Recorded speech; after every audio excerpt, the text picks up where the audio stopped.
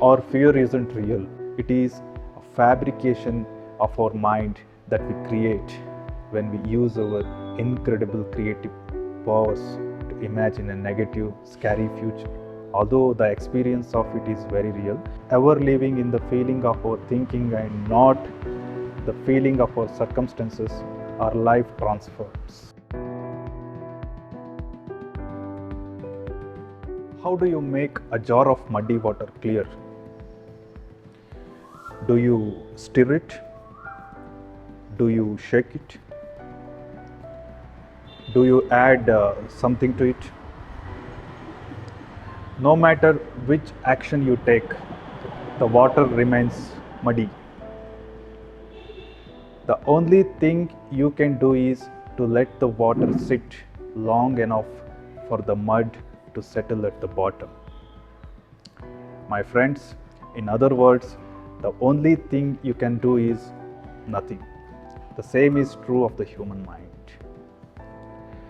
There is no way you can think about things to make your mind calm down. The mind only works in one direction, more thinking. Whatever thought, problem, or strategy you throw at it, the mind will always think about it more.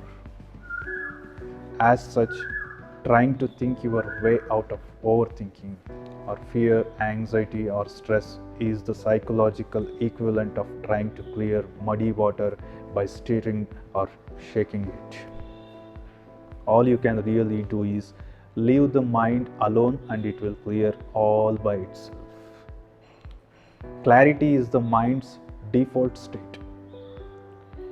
When we don't interfere with our mind, it returns to clarity automatically and effortlessly. Of course, not interfering is easier said than done. We often feel that we have to keep stirring the water for fear of something terrible happening. We tend to want to analyze, fix, or cope with whatever problem we are faced with. Yet, this only makes the problem worse because all our efforts only result in more thinking rather than less.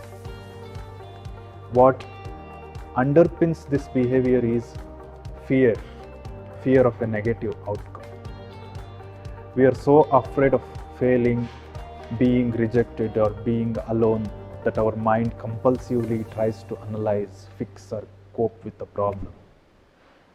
Yet it is not the situation or a circumstance that causes the overthinking. It is our fear of the negative outcome. Of course, our fear isn't real. It is a fabrication of our mind that we create when we use our incredible creative powers to imagine a negative, scary future. Yet, just as our fear isn't real, although the experience of it is very real, the negative future isn't real either.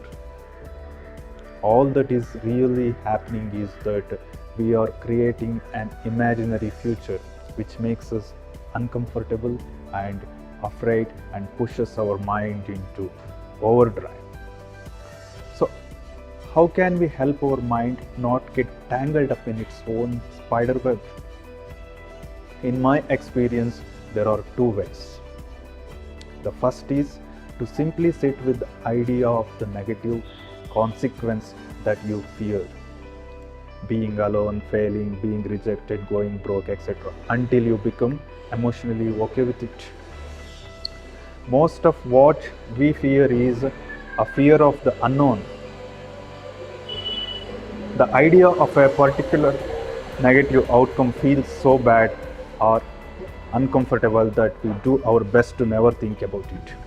As a result, again, we try to avoid, analyze, solve, or cope with the problem. We don't want to think about failure or going broke.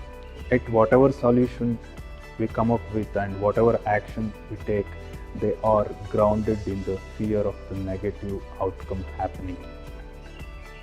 My dear friends, as a result, we continue being driven by fear and we keep overthinking.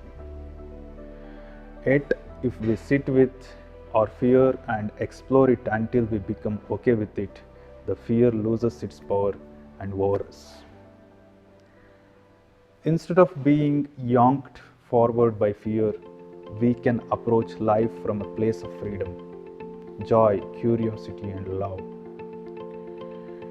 This allows our mind to naturally settle because we have neutralized the fear that was causing our anxiety and overthinking in the first place. The second way, and this is what I prefer, is to simply understand the mechanism that creates our experience of reality. When we see that all the fear is just a mental energy and not the result of the outside world with its circumstances, events, and people, it no longer makes sense to analyze, fix, avoid, or cope with it. When we learn to see that we are only ever living in the feeling of our thinking and not the feeling of our circumstances, our life transforms. We become free to simply float with the ebb and flow of our mental energy. When our mind overthinks, we sit back and enjoy the show. When we feel afraid, we allow that feeling fully without getting caught up in its story. When we are irritated, we feel the incredible power of the feeling without lashing out at others. We become more human because we allow more of ourselves. We can end the tyranny of trying to limit, control, and deny ourselves who we really are. All this is possible when we realize that we are thinking rather than focusing on what we are thinking about. We can let our mind do what it does without us getting in the middle of it.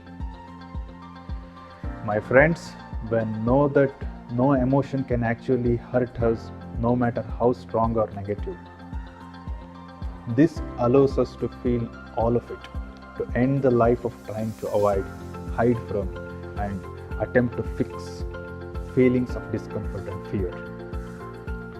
And when we stop trying to control the mind, which we can't control anyway, we allow it to return to calmness and clarity every time it gets caught up in the too much thinking. Just like a jar of muddy water, when we let it be, calmness and clarity returns naturally and effortlessly. Thank you.